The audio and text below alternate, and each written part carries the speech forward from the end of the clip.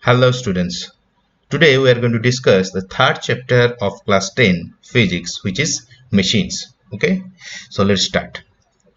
So what is the machine? How can we define a machine? What is the function of machine? How we able to answer it? Yes, because in your everyday life we use several kind of machine, and you will be surprised to know that even our body is also a kind of machine. Even not the whole body, the body parts also. So this is a definition. A simple machine is a device, it's a kind of device must be, to overcome a large load or heavy load by exerting a very small amount of force or effort at a convenient point towards our desired direction, means in direction in which we want, or it may help us to gain in speed. Now how in gain in speed, that we'll discuss later. So this is the function of a machine. Probably we have watched a very famous movie known as Three Idiots. So there is a scene where the professor asked the students, what is a machine?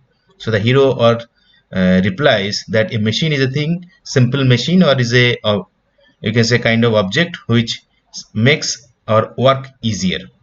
So in the same way, okay, functions and uses of machines. So machines can be used basically in four ways or four categories. Let's see one by one. First one is used as a force multiplier. Force multiplier means what will put in the input, okay, output it will be multiplied. So this means applying a small effort, large load can be overcome. You have to apply, or we have to apply a small force. As a result, in the output, the machine will be able to overcome a huge amount of heavy load. Mhm. For example, a jack is used to lift a car, or you have seen several crane that used to lift heavy object. So they all are examples of a machine of used as a force multiplier. Then changing the point of application of effort. In which direction you are applying the effort, that can be changed. Mhm. So force is applied for a cycle in the pedal and acts through the chain wheel, makes the wheel rotate. See, you are applying, when suppose we are riding a cycle, we are applying force on the pedal of the cycle, but the wheel starts to rotate. How? Because here we change the point of the application of effort via this chain. Next, applying a force in a convenient direction. Okay, so simple machine is useful to apply effort towards a convenient direction. For example, applying force downward direction. If we apply force downward direction, okay, a bucket of water can be easily lifted from a well by a pulley. So this applications or this functions applying a force in a convenient direction, you'll find it in the example of pulley. So you have to pull that, suppose say thread or string, and here suppose say bucket of water is there, so it will be lifted upwards. So applying a force in a convenient direction. Next, to obtain a gain in speed, that's what talking about few minutes ago. A simple machine helps us to achieve a gain in speed at a larger displacement. So the displacement will be larger, okay, and the load is obtained by a smaller displacement of the effort. And we know what is the definition of speed or velocity: displacement by time. So here see, larger displacement for the load, and for the case of effort, the displacement is very small. So you see that there will be gain in speed on the load side. Examples: pair of scissors used to cut cloth, its blades moves on the longer on the cloth, and handles which we hold, that handle it moves very little. Next, technical, there are few technical terms we require to describe any kind of machines or to discuss the functions of a machines. First is load. So load is the resistive or opposing force. Means suppose you want to, just like for a pulley, you want to work, you want to pull that bucket of water. Okay, so this will be used as a opposing force. So this is kind of load. Anything. Suppose you want to pull any kind of object by a machine. So that will be used, termed as load. And effort, what we have to apply. Okay, so we have to apply to overcome that load is known as effort. For the case, say suppose for pulley, okay, you are pulling that strings, so this will be your effort, and on the other side there will be some bucket of water or any object This will be our load. Then mechanical advantage. So the ratio of this load and effort is a new term termed as mechanical advantage. Whether there is a advantage, you can say whether the machine is getting any kind of advantage or not. Mathematically is L by E. Now a machine having mechanical advantage greater than 1 act as a force multiplier. What is force multiplier? We already discussed. And which is less than 1 mechanical advantage used as gain in speed. Machine has mechanical advantage equal to 1 generally used to change the direction of effort as there is no gain. So no gain is force or speed, but we can use that machine change the direction of effort. Next, velocity ratio. So the ratio of the velocity of effort to the velocity of load.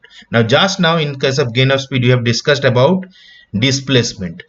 Okay, so displacement in the case of load will be displaced by some amount, and displacement in case of effort also where we are applying that force. So both cases, effort and load, there is some kind of displacement.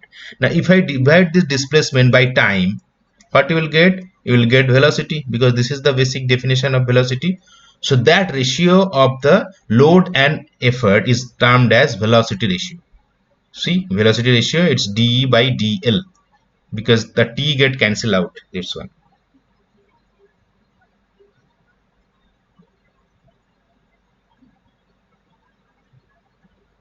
Machine having velocity ratio more than 1 act as a force multiplier, and if it is less than 1 gives us gain in speed. If it is equals to 1, then that we used as direction to change the direction of effort. It has no unit. Similarly, mechanical advantage also, also has no unit. Work input. So work done on the machine by the effort, because effort you have to put on the input. So that is known as work input. Similarly, work output, work done by the machine. So this will be work done by the machine on the load. It's known as work output. Efficiency. So you know how efficient as the machine, or how can we define? So output by input. Okay, this is known as the efficiency of a machine. So mathematically it is termed as eta. This n like symbol, it's eta. Work output by work input is termed as efficiency of a machine. If it is 100%, if the efficiency is 100%, then whatever you are putting in the input, same you will get in the output. If it is more than 100%, so you will get something extra, more than 100%. If it is less, you are getting little bit less work. Principle of a machine. See, we are proceeding one by one. Now you will observe machine works on switch principle. So when energy is supplied to a machine by applying effort to it, overcome load by doing some useful work on it. Okay, so the point at which the energy is supplied to a machine by applying the effort is called effort point, and the point where the energy is obtained by overcoming the load is called load point. So basically we are discussing 2 points. One is for load point, other is effort point. So input energy, work done on the effort point. So whatever work we have to done, that will be our input energy, and output energy, whatever work the machine will done at the load point. Okay, and the principle of machine is ideal machine. Input energy must be equals to output energy. Okay, whatever you're putting in the input, same you will get at the output. Ideal machine, if we talk about ideal machine, which is practically not available, you all know that, because there are some resistive forces which tries to oppose the function of a machine. So for ideal machine is 100%, but if we talk about actual or practical machine, actual or simply in our life practical machine, it is less than 100%. Why it is less than 100%? We'll talk about few reasons. Okay, basically 3 reasons. Moving parts are neither weightless or smooth. Okay, so there are weights everywhere, that's why there will be loads everywhere. Okay, so we have to overcome not only the load, also the parts of a machine also. The strings is not perfectly elastic. Now What is the elastic object? You have to know that. Now elastic object means, suppose there is an object, if you are applying some external force, that body got deformed.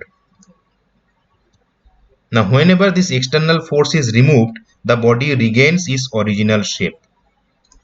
Then it is known as perfectly elastic object, or simply a good elastic object. But the strings what we use, these are not perfectly elastic.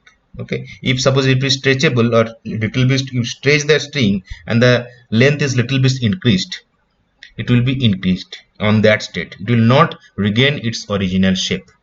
That's why. And it will affect the efficiency of the ideal machine, of the actual machine.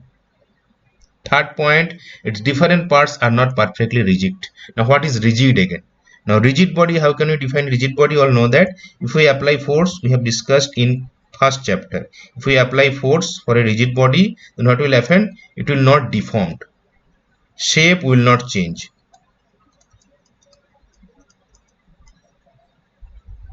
This is known as rigid body. Now you all know that rigid body is hardly available. So machine parts are not perfectly rigid. That's why practical machine is efficiency is less than 100%. Okay. Now move to relationship between efficiency, mechanical advantage and velocity ratio. Now consider for the machine, load is L, effort is E, and the displacement of the load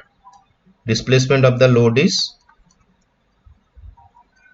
let's say it is dl, and for displacement of the effort it is de. Now what will be our input work done? Let's calculate input work done. So it will be force into displacement. Now efficiency and load, these are all any kind of force. So input work done will be simply effort into displacement. Similarly, output work done, this will be load into displacement. Okay, and you all know the definition of efficiency. The definition of efficiency will be this output work done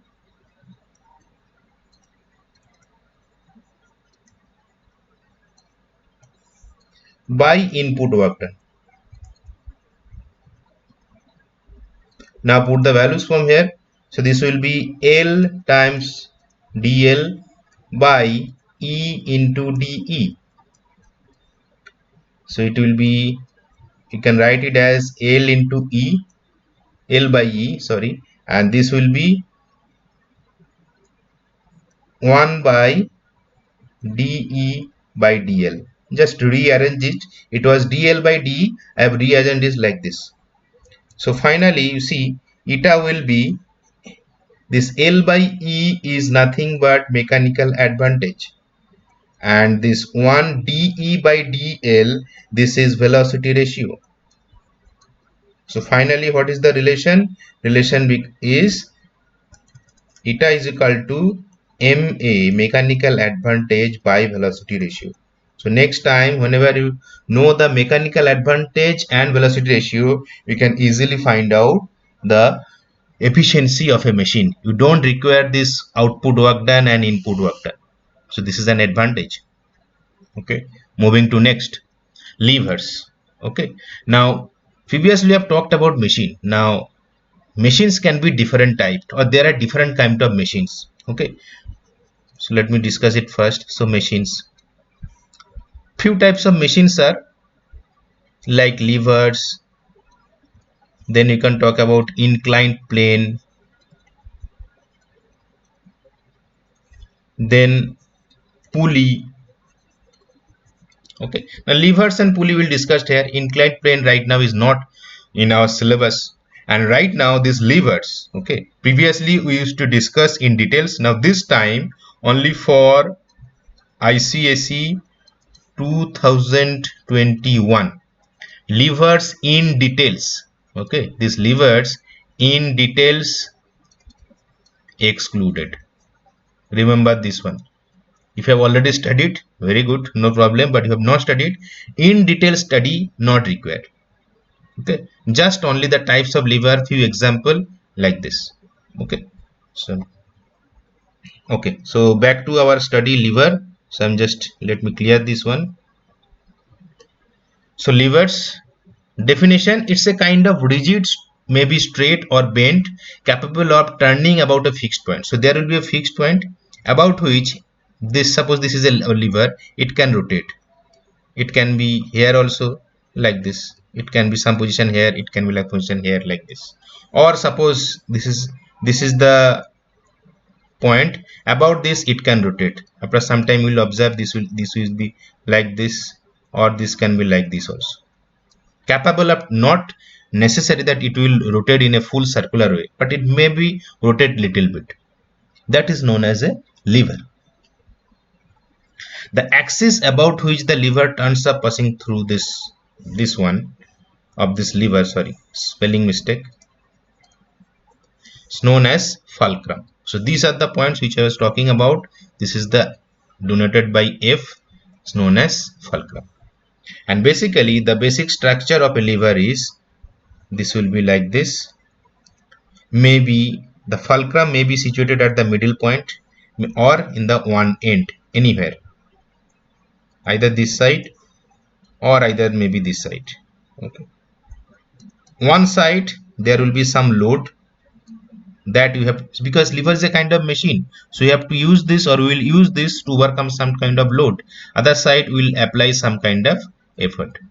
Similar for air also, this will be, suppose say fulcrum. So here maybe some, for some kind of lever we will apply load here, load will be here, we will apply effort here.